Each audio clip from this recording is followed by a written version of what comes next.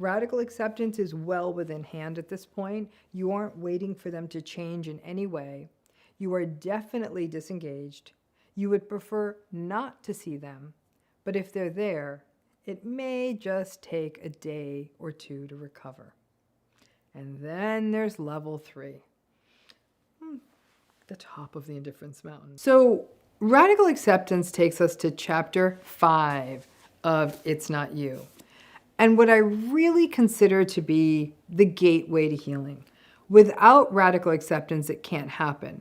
Radical acceptance by itself isn't healing, but you need it. It's a requirement. And unfortunately, it's not an easy place to get to or even to stay in. And it's not like, oh, great, walk through the gateway of radical acceptance and but rather, you walk through the gateway of radical acceptance and you start to recognize how difficult healing is going to be. So let's take a look at 6 things it's important for you to know about radical acceptance. But to get the full radical acceptance deep dive, you need to order the book. So point number 1 to understand about radical acceptance, it's not about giving in or signing off on what they are doing. Radical acceptance sometimes feels like, oh, so I am just accepting that they manipulate and that they are selfish and that they are a hypocrite and that they keep lying. It doesn't mean giving in, and it certainly doesn't mean submission. Okay, it's not at all what it means. It means acknowledging the reality of the relationship, and yes, that it will not change. It means clearing the air of false hopes and recognizing the painful reality of a situation.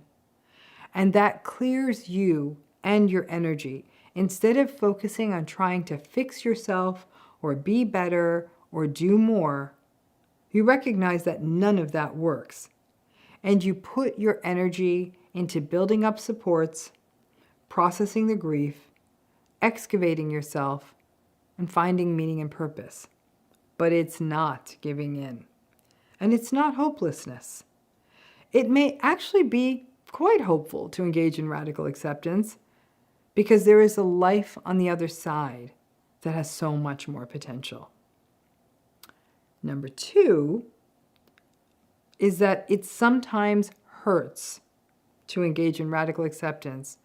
It sometimes hurts more than what was actually happening in the relationship. Narcissistic relationships keep going with the steam that's created by inertia, status quo, seeing what we want to see or hope to see, not having to wrestle with uncomfortable feelings. Foremost amongst those uncomfortable feelings are guilt, grief, pity, and fear. Guilt at walking away, at quitting, at letting other people down, destabilizing children or family members' lives. Even about letting down the narcissistic person. You may even feel sorry for them and that you are not being kind when you walk away. And you're not being kind when you walk away from someone who is insecure and may even be crying and upset at you leaving. You have fear about the unknown. It may be a case of the devil you know, and fears of being alone, losing friends or family, losing material supports. But the biggest issue of all when it comes to radical acceptance is the grief. Radical acceptance means accepting the loss. And these could be many losses: the loss of a relationship, the loss of hope, the loss of other people, the loss of a future, the loss of belief in a someday better, a loss of purpose because your purpose was for a long time just fixing and managing this relationship. Well, that's gone too. This mix of feelings, the sense that you can't go back and have another chance at a childhood, or won't have a close-knit family, or a parent who was attuned to you, that can feel catastrophic. So it can feel easier to go back into the illusion of the narcissistic relationship and to keep compartmentalizing the hurt. But that's not what healing is. People want radical acceptance to mean, oh great, I accept and I feel better. It hurts first, and then you grieve, and then it hurts some more. And then you start to become your own person separate from them. And the world keeps spinning and you get stronger. It's not quick and easy and tidily wrapped up. It is a long and painful process. Number 3 thing you should know about radical acceptance is that it doesn't make their behavior hurt less. One mistake that people make is, okay, now that I have radically accepted, their behavior won't bother me anymore. Listen, folks, when someone says something hurtful, we hurt. When someone does something cruel, it stings. We don't lose our ability to feel just because you've gone through a narcissistic relationship, and frankly, you better hope you don't. It's not good for you. You still have empathy. You still have feelings. Radical acceptance means you may be less surprised by their bad behavior. Remember that you can work around it, that you can remind yourself that they will always behave in the same way when they are stressed and upset, and over time, that you will not blame yourself. But when they behave hurtfully, you will be disgusted, angry, hurt, or upset, and that's okay, because that means your detector mechanisms are working. Radical acceptance doesn't mean becoming numb to bad behavior. It means not being as surprised when it happens. Number 4 thing you should know about radical acceptance is that it is about accepting that their behavior won't change. It's important that you don't get stuck in the idea that it being about only that they won't change. Sometimes the idea that someone won't change is a very bitter pill to swallow, especially when it is someone you care about, a parent, a partner, an adult child, a sibling, as though you have completely given up on them and almost sentenced them to a life of eternal stuckness, even though this is only happening in your mind. The important thing to remember about radical acceptance is that it is the recognition that you have that their behavior will not change, that they do what they do to cover up their insecurity or manage their fragility or get supply, and that, frankly, is their only focus, that they don't really have that much empathy, and that they need these protective defenses, and that leads to the behavior that hurts you. Them merely being narcissistic is not what's hurting you. It's the behavior that people with this personality style show to the world. And remembering that this is about their behavior not changing, it may create some distance and make radical acceptance feel less damning. Number 5, radical acceptance doesn't mean you have to leave. Many folks are scared of radical acceptance because it feels like a call to action, that they have to end the relationship or go no contact or something that they're not ready to do. Frankly, you can radically accept and never leave the relationship. Radical acceptance is about perception and seeing the relationship clearly rather than being about having to make changes you may not be able to make or may not feel ready to make. It means seeing their behavior clearly so you are prepared for it. You share of yourself differently in the relationship. You figure out the workarounds, and sometimes when you strip the relationship to its honest and bare essence, it may become a wake-up call to leave, or it may plant seeds you will act on years down the road, or it may mean you will forever recognize the limitations of this relationship and cultivate others that are healthy and do uplift you. But radical acceptance is a shift in awareness. What you do with that awareness is entirely up to you. Number 6, radical acceptance may be a multi-step process.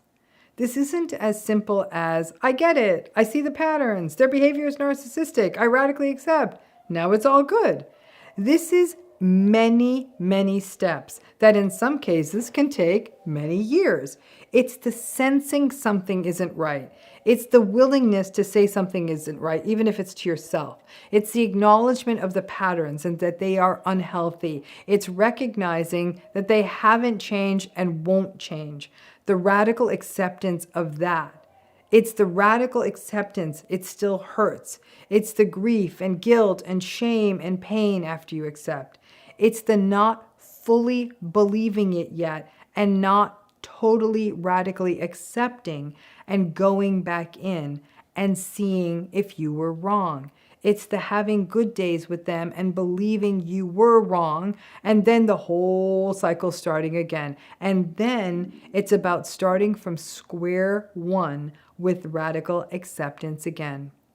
When these are big, important relationships, family, spouses, dear friends, business partners or bosses, siblings, we don't want to just quit. There's too much investment, too much history, too much love. So the process of radical acceptance is like slowly making a sculpture and adding more clay to it and taking it off and putting it back on. It's getting pulled back in and then seeing it even more clearly. Sometimes we go back and forth for a while until the radical acceptance becomes concrete. I watch clients go back and forth for a long time, and then I see them get it and something changes. But this process doesn't happen overnight. Radical acceptance is where this healing process starts in earnest. And there's an entire chapter about it in the book. Get the book now if you want to understand this, because if you get this, you got this. Radical acceptance is where the cycles of self-blame finally start to lift. The place where you begin to deeply recognize it's not you. Indifference is an interesting issue, right? Because I think some people are like, there's a deadness to it, but I think it's so important. And so I'm going to break it down because, like I said, clearly it's complicated. So indifference is so tricky. When you're in a narcissistic relationship, after a narcissistic relationship, it's dangerous to fake indifference too. Some people may say, ugh, I don't care what happens to them anymore. But if you still want a particular outcome to happen in that relationship, for example, you want their life to blow up because they broke up with you, or you want their new partner to leave them or cheat on them, or you want their business to go kaput, then you're not indifferent, right? Now, I've talked widely about indifference as this sort of destination in healing. But I think what I've said is probably too simple, because I see now very clearly there are levels of indifference. And most of us, frankly, I don't think are ever going to get to that highest level of indifference in our most impactful narcissistic relationships, whether we're in them or not. Indifference is a hazy word. It can mean different things, but it's not as simple as, ugh, I'm over him. When you're not over him, but saying it helps you feel better, that's not indifference. It's much more complicated than that. Now, the problem with faking indifference is that you walk around saying, ugh, you don't care, and you start to think you're indifferent, but then you wonder, why am I not farther along in my healing?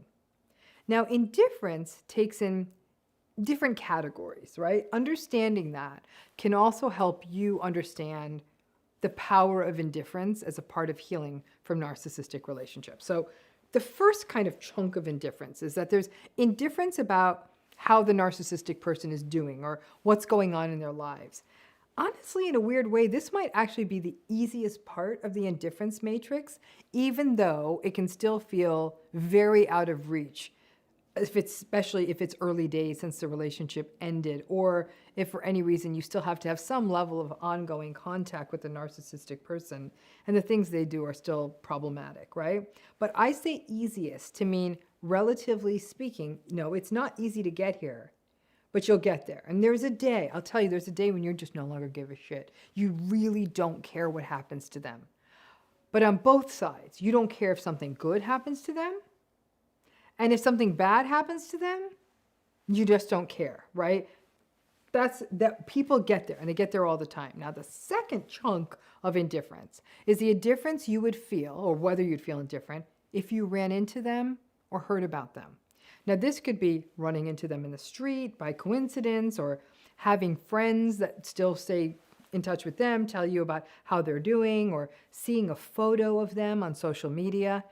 This may actually be one of the harder forms of indifference, because cognitively, that first chunk of indifference, you may actually not care what has happened to them, but seeing them in person, or even seeing a picture of them, can still leave you feeling physiologically uncomfortable, a sort of sympathetic nervous system reaction that feels very uncomfortable. And listen, our bodies hold the hurt of a narcissistic relationship.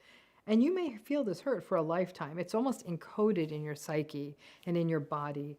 And you might not only need narcissistic abuse therapy, but even trauma therapy to cut to the core of it. It's hard to get fully past it, and I do believe that you can have those uncomfortable physical reactions if you see them or some other physical reminder of them and still feel indifferent to them. What is more telling, though, is let's say you did run into them. Do you ruminate about it a lot afterwards? You may run into them in the street, you might see a picture of them, get a piece of news about them, whatever, and then spend days or weeks thinking about them to the point of distraction. Then that is a more cognitive process, and it may mean that you're less indifferent because they can still really affect you. Then there's the third kind of chunk of indifference, right? And the third form of indifference is indifference about what the relationship did to you. Now, again, this is a difficult point to reach, because if the narcissistic relationship was long-lasting or problematic enough, they change us. And I think this is obviously most pointed with narcissistic parents, when you recognize what the internalization of their voices did to you, and the setting of the trauma-bonded patterns which still affect you and resulted in even more issues as you went into adulthood.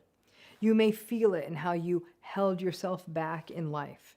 The greater the impact of the narcissistic relationship, the less likely you are able to get fully indifferent about what it did to you. I don't even know if, I think it's a misnomer. I don't think I'm calling it. I don't even think it's indifference. It may come down to being able to succeed and live an authentic life despite these things happening to you.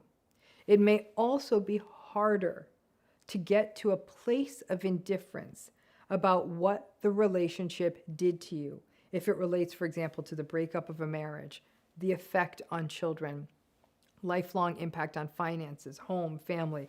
That blast zone may persist and be very difficult to get indifferent about, especially if children were involved and are still hurt. Now, in this case, it may be less about being indifferent to your own pain, and I don't think being indifferent to your pain is ever a good thing, but rather having enough healing unfold that you might be able to get to a place where you can look at the lessons you learned. Again, I do believe that the more severe the narcissistic abuse and the longer it lasted, the less likely a person can completely move beyond the feelings of what this relationship did to you. So, given these sort of chunks of indifference, we can take all of that and mix it up so you can understand what I'm calling now these levels of indifference. I just want to keep this indifference thing real and let you know that you're probably making a lot more progress than you think. So let's start at level 0. Let's call it not at all indifferent, right? Not indifferent. You still care. You're still vulnerable to being hoovered. You're still deeply hurt. You still engage and get into it with them. You ruminate a lot. You may even be ambivalent. You may have very strong negative feelings towards them. You might even have some positive feelings towards them. You may still wonder what's possible, what can be salvaged. You may want to make it work. You may definitely not be anywhere near radical acceptance. This is what people in these relationships or still in the trauma-bonded loops are stuck in. Level 0, no indifference. Now let's go up to level 1. That's what I'm going to call the lowest level of indifference. You might be a little detached now. You may not even want back in if you're out of it, but you're still bothered and you want them to suffer. You don't want them to do well in their lives. You're still feeling the pain of what they did, and you still feel some maybe uncomfortable resentment about how this relationship affects you. If you're out of the relationship and then you saw them, it would be unsettling. And if you heard they were doing well, it would get you really mad. Hearing their name may still bother you. But some of the indifference may slowly be setting in. You're more detached. No contact or low contact may not feel effortful. You aren't wondering what they are doing, even if you are still in the relationship. You may ruminate a little, but could go days, weeks, and even months not thinking about them if the relationship's done. But reminders of them still bother you. Or seeing them, for example, if you have low contact, like you're co-parenting or something, is still very uncomfortable because their toxicity still gets a little under your skin.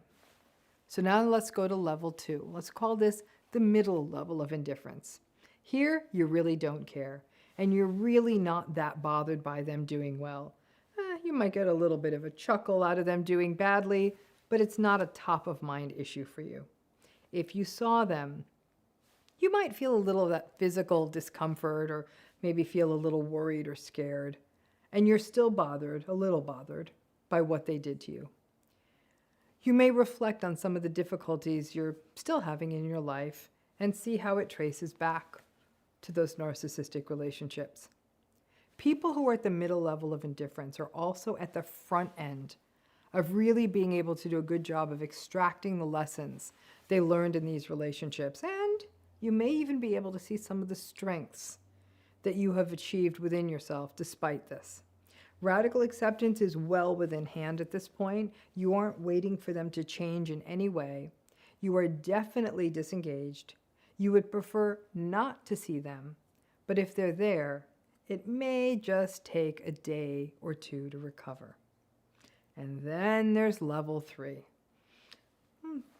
The top of the indifference mountain. Now it can happen, but if you've had more severe long-term narcissistic relationships, or you still have a fair amount of contact with a narcissistic person, this is a tough get. But this is the highest level of indifference.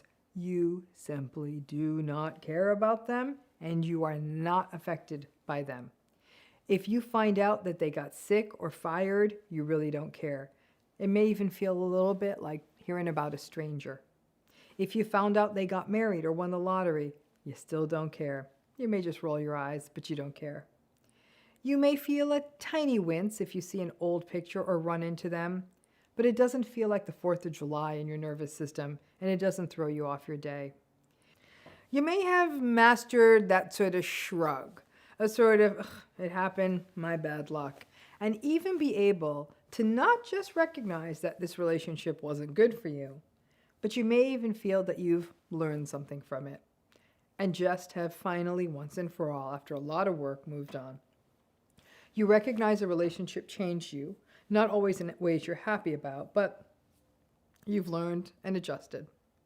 Now, these levels of indifference happen differently for every narcissistic relationship. As I thought about this video, I thought about myself, right? And I reflected on about 5 key impactful narcissistic relationships in my life. Some old ones, some more recent. I gotta say, and I'm working on this, I got into level 2 on all of them and level 3 on one of them. I saw that I was stuck at level 2 because I still would have strong somatic and physical reactions if I saw the old picture or heard news about them, and I still felt some strong anger. Now, the level 3 person, in case you were wondering, was from someone from my life, over 25 years ago. This person really has no ability to hurt me the same way now, is quite old, but it was interesting. Another person from around that time of my life recently rolled into my inbox and asked if I wanted to get together. Haven't seen the person in that long. They're still in a relationship with the narcissist. This person who emailed me was her enabler. And I felt duped and angry, and I stopped responding to the emails. So I realized even that person I thought was a level 3, I might have to demote that to a level 2. And even a milder narcissistic person in my life I thought was a level 3. I found out he got a big award he didn't deserve, and I was pissed off for a week. So I level 2'd that person too. Level 3 may be a bit aspirational. I thought this other person from my past was a level 3, and then I was cleaning out old thumb drives, saw a picture, almost threw up. He went back to a level 2 as well. I honestly have to tell you, I didn't care. I didn't care what happened to any of these people. But my body was still affected because that relationship really hurt me. Gotta say though, at level 2, big healing can happen. And if you can crawl out of the narcissistic relationship and honor that it did change you, and hold grace and compassion that you still hold that pain physiologically. At level 1, healing is happening, but it may sometimes get compromised and little setbacks. But that disengagement is already well underway. You aren't taking the bait. You know they won't change. Level 1 is all about moves that are happening in the right direction towards the beginning of indifference. Personally, I don't know if level 3 indifference is fully possible in more significant narcissistic relationships, or in situations where you still need to have contact with the person and they are still behaving badly. I don't think you can get to level 3 if the schism or the breakup or even the radical acceptance was recent. Some folks may not get to level 3 unless many years have passed with no contact. So level 2 may be the indifference level that is the most realistic and accounts for the somatic wounds and the long-term sense of threat and the discomfort that these relationships leave us with. But I think what has happened when we talk about indifference is too many people think that it's level 3 or nothing, and that's not the case. As a proud level 2er here, I do believe that that indifference at that level allows me to recognize that, yeah, these relationships change me and how I go through the world, but also allows me to show myself grace when I am reminded of them and I feel sick. So let's keep it real when it comes to indifference, because when you get there, when you no longer take the bait, when you don't engage, when you no longer take them seriously, and also give yourself psychological permission to psychologically step back or avoid them in the first place, that to me is one hell of a prize. Whether it's level 1, 2, or 3, we get there, but keep it real. Because in some ways your body is saying, oh hell no, I don't know that I ever fully will, and that's okay. So let's talk about an interesting approach to the impossible task of setting boundaries in a narcissistic relationship. So I call this the good, bad, indifferent approach. It's something I've talked and spoken about, but let's talk about this, because let's face it, at some level, talking about boundaries in narcissistic relationships is just BS, right? They're never going to honor them. There's a lot of hypocrisy because the narcissistic people will often imperiously roll up and say, let's talk about my boundaries. Their boundaries are so important. But heaven help you, if you set one with them, it'll be rage and gaslighting and passive aggression and critiques about how rigid and obsessive and controlling you are, right? Ultimately, if you are in a narcissistic relationship you can't or won't or don't want to get out of, you have to remember that boundaries are an inside game.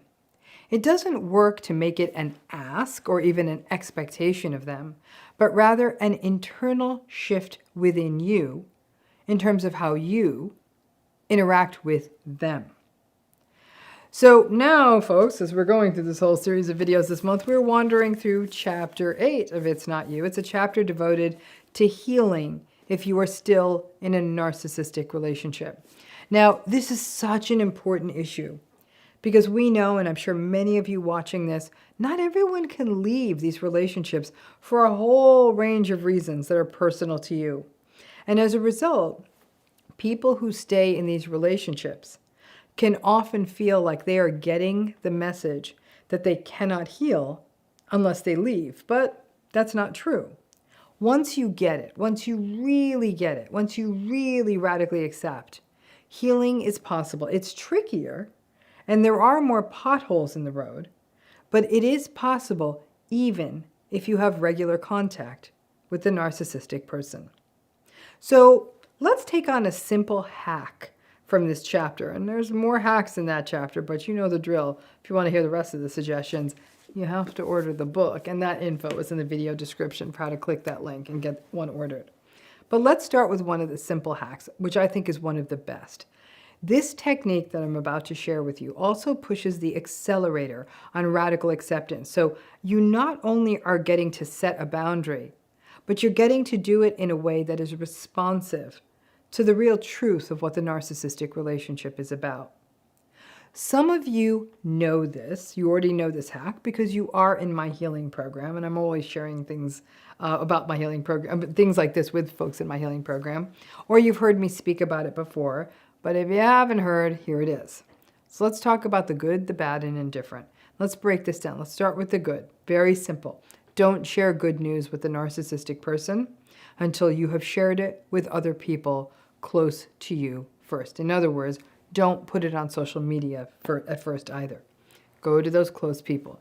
This means that before you ever take good news, if you ever do, to a narcissistic person, you have a sort of a step one of having 1 or 2 or 3 people in your life who are empathic, kind, compassionate, and genuinely happy for you when good things happen to you, whether they're big or small things. Think back. Just think back to when you have shared good news with the narcissistic person. Here's my guess. My guess what happened was either they minimized it, or they played it down, or they laughed at it, or they mocked it, or they got edgy because they felt competitive with you, or they made it about them and said things like, oh, so now that you got this promotion, does that mean you're not going to be able to pick the kids up from school and it's going to be my problem? It was never that they were going to do that big, happy dance and joy and just celebrating you and your good news for a minute. Your good news was always viewed with contempt or dismissiveness or derision. So change it up. Stop sharing the good news with them. Start with the trusted, close people first. Take that minute, be in the happiness, feel supported, have that glow. Then you decide whether you are going to share it. Sometimes you have to. It may relate to your ongoing day-to-day with the narcissistic person, but sometimes you don't. And there can be a real sense of strength in knowing that you didn't take that beautiful thing that happened just so they could shit all over it. It's a powerful secret of sorts to know not to share the good news. Be aware that if you take the good news and put it on social media, they will also come at you asking, why didn't you tell them first? Why didn't you tell them directly? How come they're finding this out on Instagram? That somehow you're the one who's the narcissist because you want people to praise you and you need everyone's approval, right? Just be ready for that. And if you do, for some reason, need to tell them the good news, recognize that they are still going to just give you the usual diminishing and devaluing responses. But at a minimum, my hope is that you aren't as surprised by it and maybe not even as hurt. Remember, we often take the good news to them as part of our sort of a fawn response approach. We still, for some reason, we hold on to that drive to want to win the narcissist over. We want them to think we are good and impressive, or at a minimum, that we're worth valuing. It never works. So knowing that can also help you set that interior boundary. This, I got to tell you, this don't share good news is one of those survival hacks that took me personally years and years to get. And I got some really, really fantastic news the other day. And so far I've only told about 5 people. And it's such precious good news to me, I just hold it close to my heart. Back in the day, I would have been telling everyone, I would have told the narcissistic person first as part of my fawny approach, hoping that, ooh, they would think I was cool, I was important, I was okay. F them. It took me 58 freaking years to get proud and protective enough of myself and be discerning enough to know who gets to hear what. They might find this good news out about me down the road, but it won't be from me. And just finding that has given me tremendous resolve in my healing. So now let's talk about the bad news. Narcissistic folks don't like bad news because it often means they have to do something, be empathic, or they're expected to be empathic, they have to fix something, they have to manage a problem, and heaven forbid, they have to interrupt their day. This can be anything from that the dishwasher isn't working all the way to you're having to share with them a serious medical diagnosis or like a major loss, like someone close to you died. The more inconveniencing the bad news is, the angrier they'll get and the more painful it is for you. In other words, at a time you would need empathy or compassion, the worse it feels when they don't respond in a way that's anywhere close to that. So what are you supposed to do? Ideally, if the bad news is small and you can deal with it, do it yourself. And I recognize that sometimes can feel very unfair and that ultimately you are dealing with everything. But there's no such thing as justice or equitability in these relationships. And telling them about the bad thing, then you're choosing to sign up for their tantrum, and you still have to deal with it. So you can cut the tantrum part out and just deal with the problem. But when it comes to the big stuff, a health problem, for example, it can be devastating. Again, remember that list of your good news folks? Those are also your bad news folks. Go to them first. Share that news when you're vulnerable and get that empathy, support, reassurance, and compassion. Take it in. I have talked to hundreds of people who have said that they made the mistake of telling the narcissistic person their bad news first. And invariably, the narcissistic person made it about themselves, got angry about it, and would get frustrated as, well, what do you want me to do? And would make little effort to offer other comfort. For many folks, this was the penny drop moment. After years of putting up with rage, gaslighting, manipulation, blame shifting, and contempt, there was still the fantasy that when things became really, really real, for example, something terrible happened, like you were diagnosed with cancer, that they would snap to it and step up.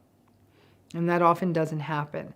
And the devastation that after all that, even if you had taken the time and love to care for them when maybe they had a health crisis, that they really don't want to be bothered, that can often be rock bottom for survivors. And this is also a call to action for realistic expectations. They are not going to nurse you back to health. So find people who will, because it's tough to scramble on stuff like caregiving at the last minute. This kind of watching how they treat you in the wake of bad news can be a catalyst for some of the worst grief. Because you might have still been 90% of the way to radical acceptance, but still had that 10% hope that maybe they'd step up in a crisis. This will kill that. And then that grief on top of you managing this bad news can feel insurmountable. But talking to others who can support you and be there for you is crucial. Again, I remember working with an older woman who had been in a narcissistic relationship for over 50 years. She got very sick. The narcissistic husband minimized her illness and her symptoms repeatedly, and was of little use when the whole thing blew up. She needed a lot of intervention and was almost contemptuous of how inconvenient all of it was going to be for him. He refused to care for her because he couldn't be bothered, but he also didn't want caregivers to come into the home.